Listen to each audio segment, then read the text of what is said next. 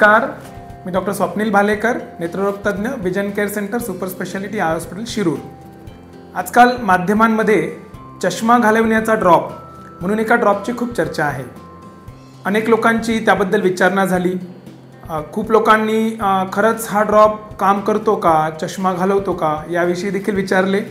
म्हणूनच खरंच या ड्रॉपमध्ये किती तथ्य आहे, हा काम करतो का याविषयी माहिती देण्यासाठी हा व्हिडिओ आपण बनवत आहोत। तर सर्वप्रथम आपण समजून घेऊया की डोळा काम कसं करतो।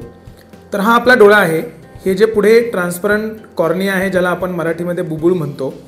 तर नॉर्मली डोळा काम करताना लाईट जी पडते ती समोरनं जेव्हा पडते त्यावेळेला हे जे समोरचं होल आहे ह्या आयरिसमध्ये, याला आपण प्युपिल म्हणतो। या प्युपिलमधनं लाईट मागच्या पडद्यावर पडते आणि ती फोकस केली जाते। आता नॉर्मली जेव्हा डोळा काम करतो त्यावेळेला जेव्हा समोरनं लाईट डोळ्यावरती पडते तेव्हा हे प्युपिलची साईज छोटी होत असते, आणि ज्या वेळेला लाईट नसते किंवा लो लाईट कंडिशनमध्ये या प्युपिलची साईज मोठी होत असते। अशा प्रकारे ह्या प्युपिलचं काम आपल्याला डिफरंट लाईट कंडिशन्सला डोळा ॲडजस्ट करणं हे त्याचं काम असतं। आता आपण चर्चेत असलेल्या ड्रॉपविषयी बोलूया।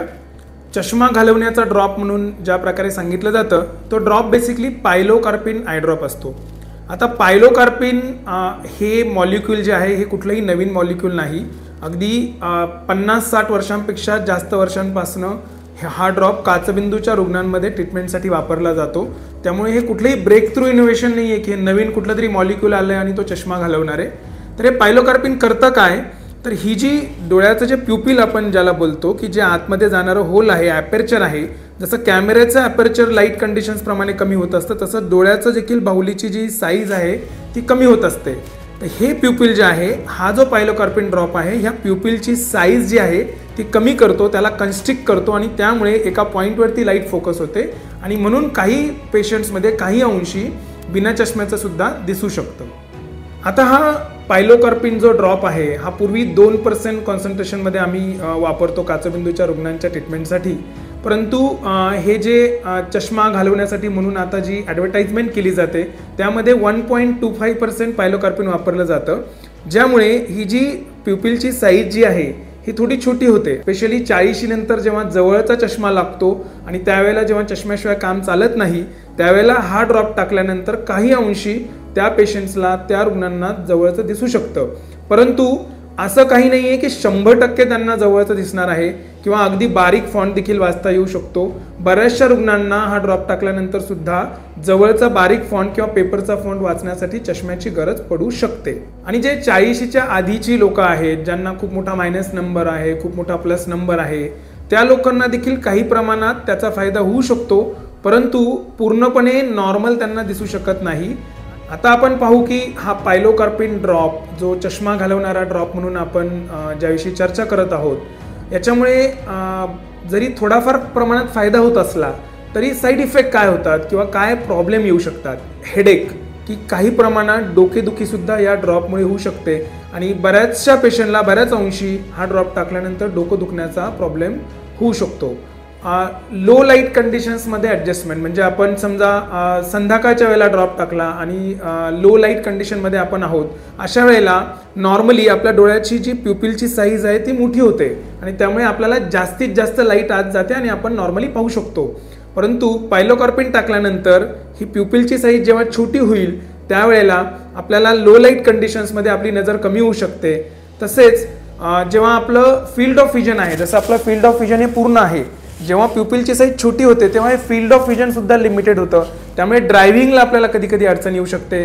बाजूला येणाऱ्या गाड्या कधी कधी कळणार नाहीत, ते सुद्धा संध्याकाळच्या वेळेला आपल्याला अडचणीचं होऊ शकतं। तसेच काही पेशंटमध्ये लाईटचा जो त्रास आहे की समोर येणारी लाईट असेल किंवा इवन रूममधली लाईट असेल, ज्याला आम्ही फोटोफोबिया म्हणतो की लाईटपासनं अतिशय त्रास काही पेशंटला होऊ शकतो। काही पेशंटला डोळ्यांना रेडनेस येऊ शकतो आणि लाईट अगदीच इंटॉलरंट होऊन लाईटमध्ये आपल्याला वावरणं सुद्धा अवघड होऊ शकतं। अजून एक मेजर साईड इफेक्ट या पेशंटमध्ये रेअरली बट होऊ शकतो, जो आहे रेटिनल डिटॅचमेंट। म्हणजे काय की हा जो मागचा पडदा आहे, हा पडदा डोळ्याचा पडदा खूप महत्त्वाचा असतो की ज्याच्यामधनं ज्याचं काम असतं ही लाईट मेंदूकडे पोहोचवणं। डोळ्यामध्ये पायलोकार्पिन टाकल्यानंतर ह्या पडदा जो आहे हा याच्या जागेपासून सरकू शकतो आणि त्यामुळे आपली नजर परमनंटली सुद्धा जाऊ शकते।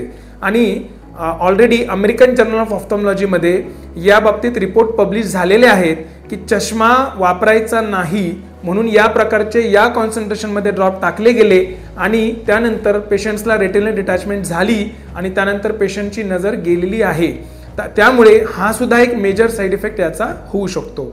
तसेच जी यंग लोक आहेत, जे 40च्या आधीचे लोक आहेत, ज्यांना मायनस नंबर मोठा आहे, समजा मायनस नंबर मोठा आहे म्हणजे काय की डोळ्याची लांबी मोठी असते आणि त्यावेळेला ऑलरेडी हा पडदा पातळ असतो आणि अशा पेशंटमध्ये जर चष्मा घालवायचा म्हणून जर तो ड्रॉप टाकला गेला तर या रेटिनाला मेजर प्रॉब्लेम होऊन तो रेटिना परत सरकू शकतो आणि मेजर इश्यूज मुलांना येऊ शकतात.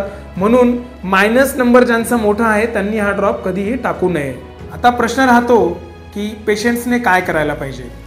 प्रथम तर पेशंट्सने आपला डोळा पूर्णपणे डॉक्टरांकडनं व्यवस्थित चेक करून घ्यायला पाहिजे, डोळ्याचा पडदा चेक करायला पाहिजे आणि डॉक्टरांनी सांगितल्यानंतर त्यांच्या सल्ल्यानुसारच हा ड्रॉप टाकायला पाहिजे.